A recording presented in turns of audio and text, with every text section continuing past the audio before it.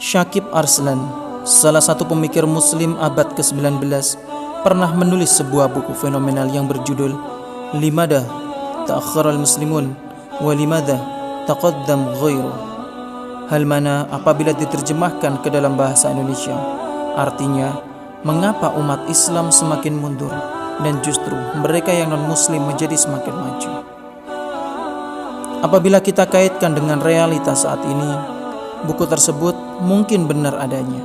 Lihatlah bagaimana umat Islam semakin jauh tertinggal, baik dari segi pendidikan, ekonomi, ilmu pengetahuan, dan juga teknologi. Menilik kondisi umat Islam saat ini, kita perlu berpikir lebih serius. Mengapa umat Islam semakin jauh tertinggal? Bukankah Allah menjanjikan kebahagiaan dunia dan akhirat? Tapi mengapa rasanya doa yang kita panjatkan setiap hari itu kian terasa jauh? Saat Anda mendengarkan video ini, mungkin di tempat Anda sedang pagi, siang, mungkin juga sedang malam. Mungkin Anda sedang duduk, berdiri, mungkin juga sedang berbaring. Apapun itu, sejenak saya ingin mengajak Anda merenungi suatu hal. Apabila seorang terjatuh dari motor hingga menyebabkan luka pada kakinya, maka secara medis, pertolongan pertama ialah menutup atau menjahit luka tersebut agar darah berhenti mengalir. Tapi pernahkah kita berpikir bagaimana jadinya saat benang bedah, pisau bedah, dan alat-alat bedah lainnya belum ditemukan di dunia medis? Anda perlu tahu, dulu ketika alat-alat bedah belum ditemukan, orang-orang menggunakan semut berukuran besar untuk menutup luka. Selain semut, orang-orang zaman dahulu juga menggunakan beberapa jenis dedaunan untuk mengeringkan luka dengan efek perih yang begitu luar biasa. Membayangkan saja rasanya sudah ngilu dadaku. Tapi saya bersyukur sejak cajut ditemukan, atau kita boleh menyebutnya dengan benang bedah, luka tidak lagi ditutup dengan semut ataupun dedaunan. Abul Qasim Khalaf Ibnu Abbas Az-Zahrawi, atau yang dikenal dengan Az-Zahrawi, telah membawa kemajuan yang begitu pesat di dunia kedokteran dengan penemuan-penemuannya yang fenomenal. Di sisi lain, Islam pun ikut terangkat. Islam diakui melahirkan ilmuwan-ilmuwan muslim yang membawa peradaban lebih maju. Bukan hanya Az-Zahrawi, banyak ilmuwan-ilmuwan muslim yang turut mengangkat peradaban Islam saat itu.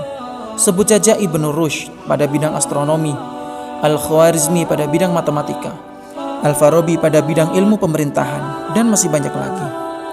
Saat ini, banyak para khatib, motivator-motivator yang gencar membawa tema mengembalikan peradaban Islam, bukan meraih peradaban Islam, termasuk video ini. Tentu saja, hal ini memang dikarenakan umat Islam pernah mencapai puncak peradaban saat itu. Dan sebagaimana yang kita ketahui saat ini, umat Islam kian mundur. Umat Islam semakin jauh tertinggal dengan peradaban Barat, Eropa maupun yang lain. Itu miris sekali. Bagaimana tidak, dulunya umat Islamlah yang mengawal peradaban. Pemikiran-pemikiran, temuan-temuan Islam yang banyak diadopsi oleh orang Eropa. Tapi saat ini kita hanya bisa gigit jari melihat dunia semakin maju, tapi bukan buah karya dari umat Islam. Menurut Muhammad Abduh, secara garis besar umat Islam mundur disebabkan karena umat Islam kehilangan intisari dari ajaran agama dan tidak lagi mencintai ilmu pengetahuan. Islam adalah agama yang sempurna. Kita menyebutnya rahmatan lil alamin, tapi kesempurnaan Islam justru tertutup oleh perilaku umat Islam itu sendiri. Kita sholat, tetapi dalam kehidupan nyata berpecah belah. Padahal dalam sholat mengajarkan kita untuk menjunjung tinggi persatuan. Kita harus merapatkan barisan. Kita juga zakat, tapi dalam realita keseharian kita justru tidak saling peduli antar sesama. Padahal zakat mengajarkan kita untuk saling berbagi, menjadi masyarakat yang egaliter. Kita juga berpuasa Ramadan, tetapi keseharian kita masih berfoya-foya, tak bisa mengendalikan diri. Padahal puasa mengajarkan kita untuk selalu hidup sederhana, qanaah, dan mampu mengendalikan diri untuk tidak bersikap berlebihan. Banyak dari kita yang beribadah, tapi tak mampu mengambil intisari dari ibadah yang kita kerjakan. Selain kehilangan intisari ajaran agama, kita dihadapkan pada realita umat Islam yang semakin malas mempelajari ilmu pengetahuan. Belum lagi kepandiran para pendidik yang berucap kepada murid-muridnya, "Gak apa-apa gak bisa matematika, yang penting bisa ngaji Quran. Toh nanti di dalam kubur malaikat gak akan nanya kok rumus matematika." Para pendidik yang seharusnya menjadi pelopor kemajuan justru menghadang telak, seolah-olah ilmu umum dan ilmu agama itu terpisah.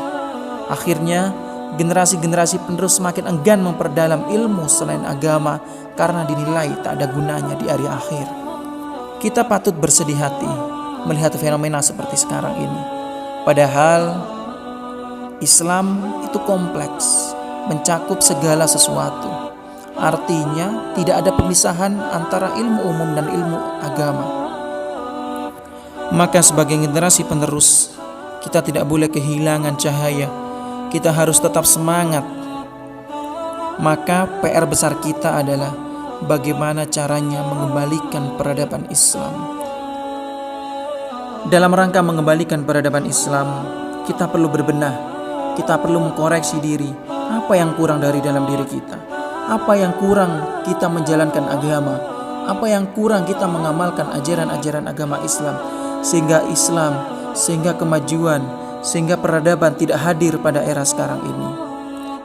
Setelah mengetahui kilas balik runtuhnya peradaban Islam, di mana umat Islam semakin jauh terpuruk karena meninggalkan intisari ajaran agama Islam dan juga tidak peduli lagi dengan ilmu pengetahuan, maka untuk menjawab PR besar tersebut, kita perlu melawan dua hal yang menjadi penyebab runtuhnya umat Islam. Pertama, dalam beragama kita harus memahami benar intisari dari amalan-amalan yang kita lakukan. Sholat misalnya, kita perlu melihat sholat lebih dalam lagi. Kita perlu menggali intisari dari sholat tersebut. Bukan hanya tentang gerakan-gerakan, bukan hanya tentang bacaan-bacaan, tapi hikmah yang terkandung dalam sholat tersebut. Ketika kita mengangkat tangan mengucapkan takbir Allahu Akbar, kita benar-benar menempatkan diri sebagai hamba yang paling hina. Kita benar-benar tunduk di hadapan Allah Sang Maha Kuasa. Maka di dalam realita keseharian kita harus tercermin dalam diri kita sebagai orang yang rendah hati. Dalam sholat kita juga perlu merapatkan shaf. Kita perlu merapatkan barisan. Sebagai hikmahnya dalam hidup sehari-hari kita perlu merekatkan persatuan. Kita harus menjauhi perpecahan. Kita harus menjauhi permusuhan. Juga dalam zakat, kita belajar berbagi. Juga dalam puasa, kita belajar menahan diri. Dan masih banyak ibadah-ibadah yang lain yang harus kita cari intisari dari ajaran agama tersebut. Selain memahami intisari ajaran agama, PR terbesar kita sebagai generasi penerus ialah kembali mencintai ilmu pengetahuan. Kita tidak lagi lelah belajar. Kita melawan lelah belajar. Bukankah Imam Syafi'i pernah mengatakan, jika kita tidak tahan dengan lelahnya belajar, maka kita akan menanggung pedihnya kebodohan. Dalam upaya mengembalikan peradaban Islam, kita harus bersungguh-sungguh dalam belajar. Kita harus sungguh-sungguh memperdalam ilmu pengetahuan. Bukan hanya pengetahuan tentang agama, tapi pengetahuan yang lain. Saya tidak bisa membayangkan apabila dulu Az-Zahrawi hanya mengaji Al-Quran tanpa memperdalam ilmu tentang dunia kedokteran. Mungkin saat ini kalau kita kena luka, kita masih digigit oleh semut, atau kita masih dibalut oleh dedaunan yang pahit itu, sehingga kita merasakan perih yang begitu luar biasa. Maka dari itu, kita harus punya prinsip, agama harus kita pelajari. Agama sebagai pedoman hidup kita. Agama sebagai bekal kita untuk menghadap Sang Ilahi. Tetapi di samping itu, kita juga harus mempelajari ilmu-ilmu yang berkaitan dengan kemaslahatan umat manusia. Kita boleh menjadi dokter. Kita juga boleh menjadi politikus. Kita juga boleh menjadi arsitektur, guru, pilot, maupun yang lainnya. Kita boleh menjadi dokter. Kita juga boleh menjadi arsitektur. Kita juga boleh menjadi insinyur, menjadi dokter, menjadi pilot, menjadi pemain bola, ataupun menjadi pengusaha. Itu adalah pilihan hidup kita. Asalkan segala sesuatu yang kita lakukan berguna bagi kemaslahatan umat manusia, maka lakukanlah. Jadilah Az-Zahrawi yang baru. Jadilah Ibnu Rushd yang baru. Jadilah Al-Khwarizmi yang baru. Dan jadilah ulama-ulama Islam yang baru, yang akan membawa Islam semakin maju, yang akan mengembalikan peradaban umat Islam saat ini.